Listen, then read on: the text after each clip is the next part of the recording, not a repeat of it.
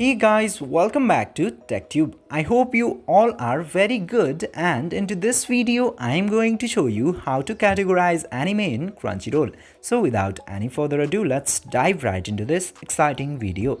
Now, in order to categorize your anime in Crunchyroll, you just simply have to open your Crunchyroll application at first, and after going into the application you will see this browse option in here.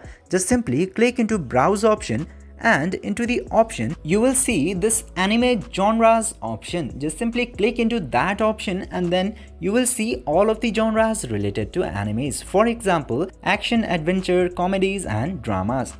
Just simply select the anime category that you want, and you can also see popular, new, old, action, fantasy from here.